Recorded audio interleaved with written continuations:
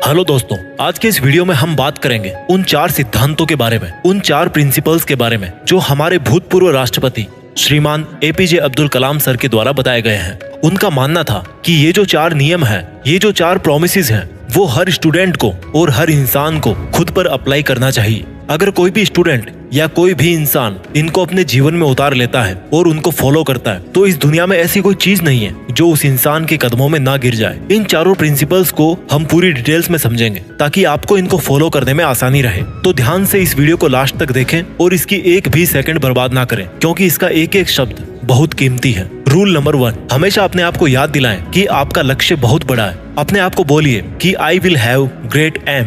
दोस्तों, सन 1958 की बात है। डॉक्टर एपीजे अब्दुल कलाम एक पायलट बनना चाहते थे। उन्होंने मेहनत करके पायलट बनने के लिए सारी परीक्षाएं पास कर ली, लेकिन पायलट की वैकेंसी में केवल 8 सीट ही थी और डॉक्टर एपीजे अब्दुल कलाम 9वें नंबर पे थे।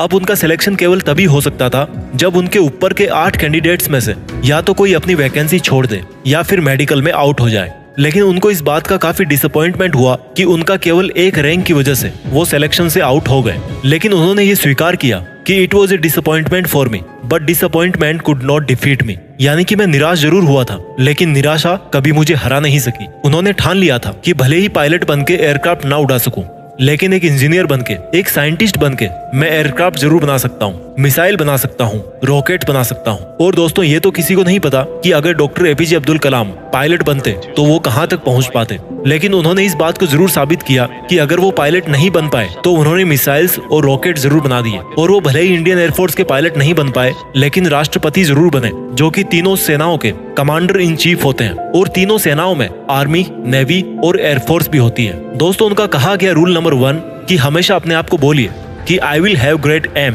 मैं अपना लक्ष्य ऊंचा रखूंगा। ये प्रॉमिस हमेशा अपने आप को याद दिलाते रहें। रूल नंबर 2, दोस्तों, रूल नंबर 1 के बाद में बात करते हैं रूल नंबर 2 की। रूल नंबर 2 है हमेशा अपने आप से बोलिए कि I will continuously acquire knowledge, यानी कि मैं हमेशा लगातार ज्ञान हासिल करता रहूंगा। दोस्तों, अब उनके इस दूसरे रूल को हम उन्हीं की जीवनी से समझते हैं। डॉक्टर एपीजे अब्दुल कलाम को मिसाइल मैन के नाम से भी जाना जाता है। वो एक इंजीनियर थे, एक वैज्ञानिक थे। उन्होंने बहुत सारे मिशंस को लीड किया और सक्सेसफुल भी रहे। उन्होंने पद्म भूषण, पद्म विभूषण और भारत रत्न जैसे हाईएस्ट सिविलियन अवार्ड जीते। वो भारत के 11वें राष्ट्रपति भी बने। लेकिन इसके बावजूद भी उन्होंने ये माना कि वो अपने आप को एक टीचर समझते हैं, वो अपने आप को एक अध्यापक समझते हैं। और उनको सबसे ज्यादा खुशी तब मिलती है जब उनका कोई स्टूडेंट PhD पूरी कर लेता है। यानी कि उनकी लाइफ में अगर सबसे ज्यादा जरूरी कोई चीज थी तो वो थी एजुकेशन, नॉलेज। उनका मानना था कि एजुकेशन के लिए, यानी कि ज्ञान के लिए, जो सबसे बेस्ट टाइम होता है वो होता है स्टूडेंट लाइफ। और किसी भी इंसान की सक्सेस के पीछे उसकी एजुकेशन का, उसके नॉलेज का सबसे बड़ा हाथ होता है। उनका ये मानना था कि अगर एक स्टूडेंट का सबसे प्राइमरी कोई जॉब है तो वो है अच्छी शिक्षा ग्रहण करना। एक विद्यार्थी को एजुकेशन के अलावा किसी दूसरी चीज के बारे में नहीं सोचना चाहिए। अगर एक स्टूडेंट एजुकेशन के अलावा कुछ और करना चाहता है तो वो वीकेंड्स में किसी हॉस्पिटल के बाहर गरीब लोगों के प्रति अपनी संवेदना व्यक्त कर सकता है, उन्हें खाना दे सकता है, उन्हें खुशी दे सकता है, पेड़ पौधे लगा सकता है, दूसरे लोगों को भी शिक्षा दे सकता है। लेकिन इन सब कामों के बावजूद भी एक स्टूडेंट के लिए केवल नॉलेज हासिल करना ही सबसे पहली प्राथमिकता होनी चाहिए। यानी कि आपको हमेशा अपने आप को ये याद दिलाना है कि चाहे कुछ भी हो, मैं सीखना नहीं छोड़ूंगा। दोस्तों, पहला रूल था अपने आप को याद दिलाना कि I will have great aim, और दूसरा रूल है अपने आप को याद दिलाना कि I will continuously acquire knowledge. इसके बाद में बात करते हैं रूल नंबर 3 की। Rule number 3, doctor APJ Abdul Kalam का तीसरा नियम था कि अपने आप से हमेशा ये प्रॉमिस करें कि मैं हमेशा हार्डवर्क करता रहूंगा, यानी कि I will do hard work. दोस्तों, 1973 की बात है। विक्रम साराभाई अंतरिक्ष केंद्र के चेयरमैन प्रोफेसर सतीश धवन ने डॉक्टर एपीजे अब्दुल कलाम से कहा कि हमें एक सैटेलाइट लॉन्च व्हीकल बनाना है, यानी कि एक ऐसा रॉकेट जिसमें हम सैटेलाइट रख करके उसको अंतरिक्ष में भेज सकें। डॉक्टर एपीजे अब्दुल कलाम ने इस काम को पूरी जिम्मेदारी के साथ स्वीकार किया। वो इस प्रोजेक्ट और मिशन के डायरेक्टर थे, यानी कि पूरी टीम को उनके नीचे काम करना था। उनके नीचे 1000 से भी ज्यादा दूसरे इंजीनियर थे और करीब 10,000 वर्कर थे। इनके अलावा भी ऐसे बहुत सारे लोग थे जो इनडायरेक्टली इस मिशन से जुड़े हुए थे। इतनी बड़ी टीम को 6 साल का वक्त लगा प्रोजेक्ट शुरू करने से लेकर लॉन्च के दिन तक। 17 अगस्त 1979 इस तारीख को सैटेलाइट लॉन्चर का टेस्ट होना था। लॉन्च के 8 मिनट पहले सारा कंट्रोल कंप्यूटर के हाथों में दे दिया गया, लेकिन उसी वक्त एक चेतावनी आई कि लॉन्चिंग में कुछ दिक्कत है। लॉन्च के ठीक 4 मिनट पहले ये डायग्नोस किया गया कि लॉन्चर में कुछ लीक्स हैं। लेकिन उनके टीम के जो एक्सपर्ट थे उनकी ये राय थी कि लीक्स के बावजूद भी रॉकेट में इतना सफिशिएंट ऑक्सीडाइजर है कि वो अपना लॉन्च जारी रख सकते हैं। और मिशन लीडर होने की वजह से डॉक्टर कलाम को ये डिसीजन लेना पड़ा कि वो रॉकेट को लॉन्च करेंगे। लेकिन लॉन्च के कुछ मिनट्स बाद ही वो रॉकेट पृथ्वी की कक्षा में ना जाकर बंगाल की खाड़ी में जाकर गिर गया। 6 साल की मेहनत, हजारों लोगों के कई लाखों वर्किंग आवर्स, जनता का पैसा और मिशन फेल हो गया 2 मिनट में।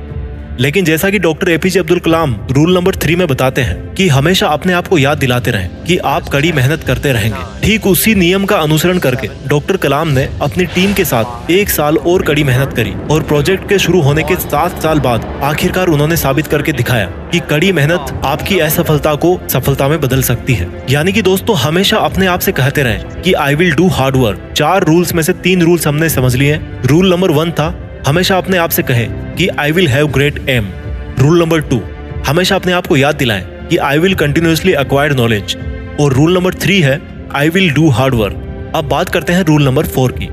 रूल नंबर 4, दोस्तों, जो कहानी मैंने आपको रूल नंबर 3 में बताई, जिसमें 7 साल बाद जाकर मिशन सफल हुआ, वहीं से निकल के आता है रूल नंबर 4, यानी कि हमेशा अपने आप को ये याद दिलाते रहें कि आई विल प्रिजर्वेयर एंड सक्सीड। प्रिजर्वेयर का मतलब है लगातार काम करना, चाहे कितनी भी मुसीबत आए, कॉन्स्टेंटली आगे बढ़ते रहना, अपने शब्दों पे और अपने वचनों पे कायम रहना। किसी में इतनी हिम्मत ना हो कि आपके हौसलों को कम कर सके। हम में से ऐसे बहुत सारे लोग हैं जिनकी आंखों में कुछ सपना है, जो कुछ करना चाहते हैं, वो काम करना शुरू करते हैं अपने सपनों पर, लेकिन समय बीतने के साथ साथ उनकी विल पावर कम होती जाती है। दोस्तों, आपको किसी भी कीमत पे अपने हौसलों को नहीं टूटने देना है। डॉक्टर एपीजे अब्दुल कलाम का मानना था कि आप तब तक अपनी जिद मत छोड़िए जब तक आप अपने लक्ष्य तक नहीं पहुंच जाते।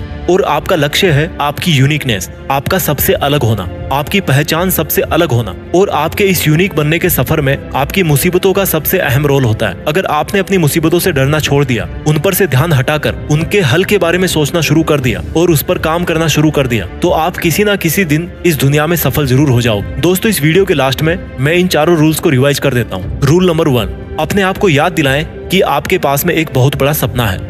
You must have a big dream. Rule number 2, अपने आप को हमेशा याद दिलाएं कि आपको कभी सीखना नहीं छोड़ना है। Means you must continuously acquired knowledge. Rule number 3, कड़ी मेहनत करें, मेहनत में कोई कमी ना छोड़ें। और रूल नंबर 4, उस मेहनत को लगातार करते रहें। और ऐसा अगर आप करते रहोगे तो आप एक दिन जरूर सफल हो जाओगे। दोस्तों, आज हमारे बीच में मिसाइल मैन, इंजीनियर, वैज्ञानिक और भूतपूर्व राष्ट्रपति डॉक्टर एपीजे अब्दुल कलाम सर नहीं है।